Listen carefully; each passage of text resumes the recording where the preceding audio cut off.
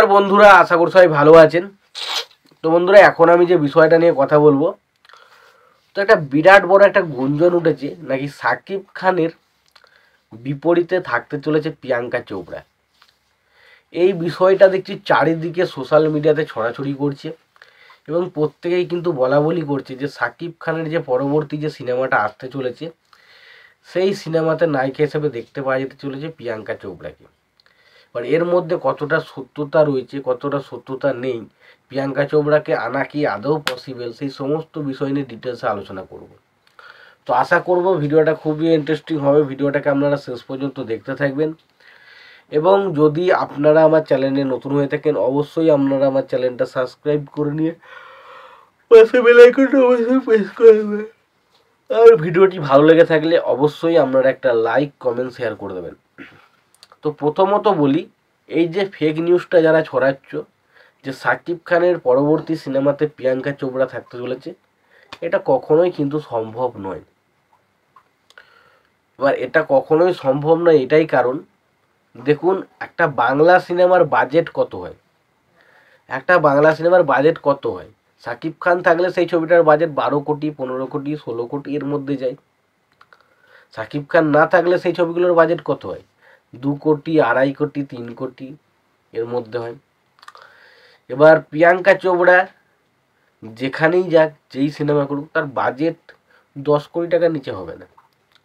এবার যদি প্রিয়াঙ্কা চোপড়াকে আনতে হয় তাহলে সেখানে তাকে 10 কোটি টাকা বাজেট দিয়ে নিয়ে আসতে হবে এবং পাশাপাশি সাকিব খানের বাজেট হচ্ছে এই মুহূর্তে 3 কোটি টাকা। সুতরাং দুজনাকে নিয়েই 13 কোটি টাকা। তারপর এখনো বাকি কাস্টিং থাকবে, তারপরে ধরুন সিনেমার কাজ রয়েছে, ভিএফএক্সের কাজ রয়েছে, শুটিংয়ের কাজ রয়েছে, সমস্ত কিছুর কাজ রয়েছে, ডিরেক্টরের ফিস রয়েছে, সঙ্গীত পরিচালকের ফিস রয়েছে।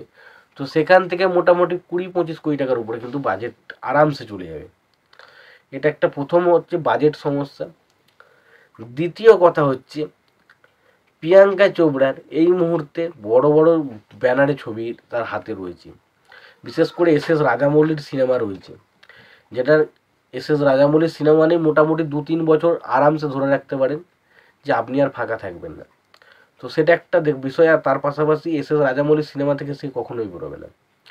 অর্থাৎ এই মুহূর্তে সাকিব খানের সঙ্গে সে কি আর কেন সিনেমা করতে আসবে এস রাজামৌলির সিনেমা ছেড়ে দিয়ে?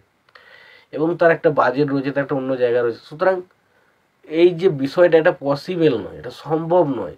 আপনি হুট করে যদি বলে বসেন যে আজকে আল্লু অর্জুন মানে সাকিব খানের পাশে সিনেমা করছে, এটা সম্ভব নয়। এটা এটা এই মুহূর্তে সম্ভব নয়। হতেও পারে, পরবর্তী সময় হয়তো হতে পারে, বাট এই মুহূর্তে যদি আমরা দেখি, এই মুহূর্তে কিন্তু বাংলাতে আল্লু অর্জুন বাংলা সিনেমা করবে এটা এই মুহূর্তে বলা খুব ডিফিকাল্ট।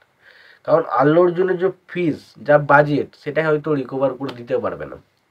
সেটাই সবথেকে বড় সমস্যা, আর কিছু নয়। তো যারা বলছেন যে সাকিব খানের বিপরীতে প্রিয়াঙ্কা চোপড়াকে দেখা যাবে, এটা এটা আমার মনে হয় এটা পুরোপুরি একটা ফেক নিউজ। তোমাদের কি মতামত তোমাদের এই বিষয়টি নিয়ে অবশ্যই জানিও। ভিডিওটি ভালো লেগে থাকলে লাইক, কমেন্ট, শেয়ার করে দিও। চ্যানেলটা নতুন হয়ে থাকলে অবশ্যই তোমরা চ্যানেলটা সাবস্ক্রাইব করে নিয়ে পাশে বেল আইকনটা অবশ্যই প্রেস করে দিও। ভালো থেকো, সুস্থ থেকো, দেখাচ্ছ পরের ভিডিওতে।